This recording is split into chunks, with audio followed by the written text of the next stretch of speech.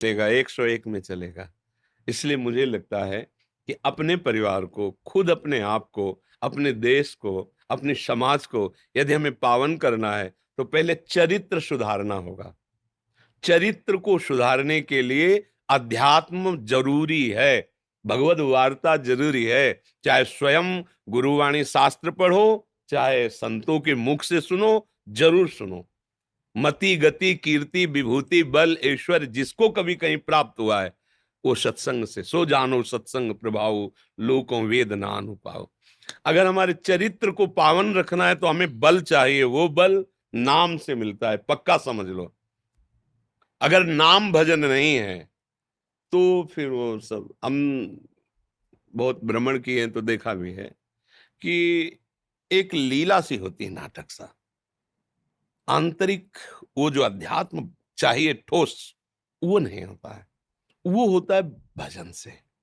कुछ आप ना पढ़े लिखे हो, केवल नाम जप करो, सब बुद्धि जागृत हो जाएगी। क्योंकि ब्रह्मा जी को किसी ने सिखाया है क्या? हम सब ब्रह्मा के बनाए हुए हैं ना।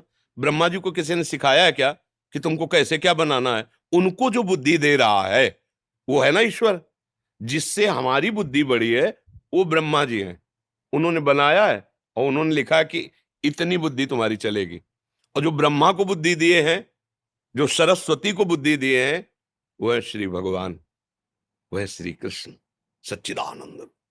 अगर हम उनका नाम जप करते हैं, उनके आश्रित रहते हैं, तो जो ब्रह्मा को बुद्धि प्रदान करते हैं, सरस्वती को बुद्धि, वो हमको सीधे बुद्धि, क्या जानकारी करना, सब जानकारी हो जाएगी। इसलिए जरूर नाम जप करें और अपने चरित्र पर दृष्टि रखें।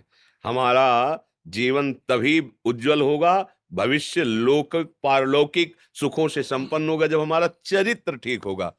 चरित्र ठीक नहीं है, बहुत पढ़े लिखे हो, पीएचडी की हो, सब की हो, तुम्हारी गंदी बात पकड़ में आ गई, अब जेल चले गए, क्या हुआ तुम्हारी पढ़ाई का? क्या हुआ तुम्हारे विषय का? या खुद तुम अंदर जल रहे हो, क्योंकि अपवित्र अधर्माचरण कोई और दंड दे ना दे, आपका मन ही आपको दंड देगा। वो जलाएगा, विषाद युक्त करेगा, परेशान करेगा। इसलिए सावधान रहिए। किसी को भी सुधारने के पहले हम अपने को देखें, और जब अपने सुधार में हैं तो हमारे संग में जो है, हम बोले ना बोले, वो सुधर जाएगा।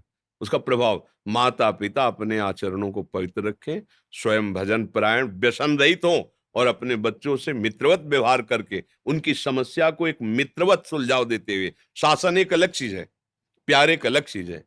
अगर आप प्यार नहीं करेंगे तो आपके शासन का तिरस्कार कर दिया जाएगा, ध्यान रखना। वही बालक आपके ऊपर शासन करने लगेगा जब बड़ा होगा।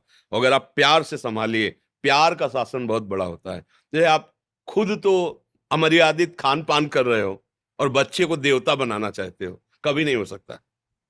आप उनके सामने ऐसे उठो बैठो, ऐसे बात करो कि वो आचरणों का प्रभाव पड़े। आप भक्तिमान बनो तो उनके ऊपर भक्ति का प्रभाव पड़ेगा। वर्षा दुबे जी, रेडियो जर्नलिस्ट, छत्तीसगढ़ से। राधे राधे जी। महाराज जी, राधा वल्लभ श्री हरिवंश। महाराज जी, कहा जाता है कि भक्त भगवान से बड़ा होता है। कलयुग में कैसे ये संभव है? कृपया विस्तार में बताइए। भक्ति में किसी युग का प्रभाव धर्म थोड़ी साबित होता है।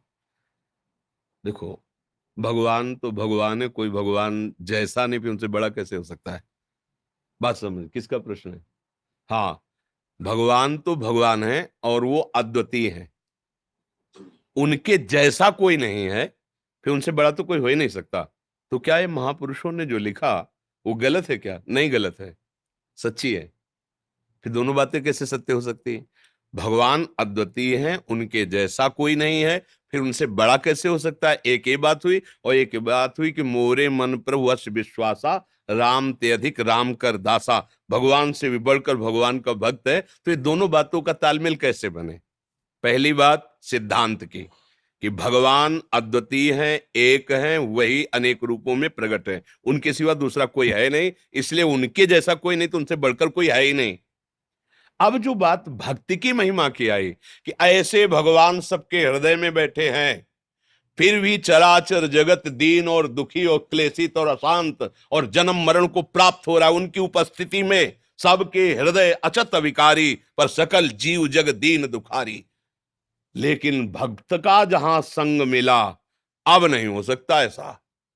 अगर वास्तविक भक्त का आपने संग किया तो आपका जीवन अब नहीं होगा कि जन्म मरण वाला हो, अब आपका जीवन नहीं होगा कि दुख संकट वाला हो, अब आप मंगल में भगवान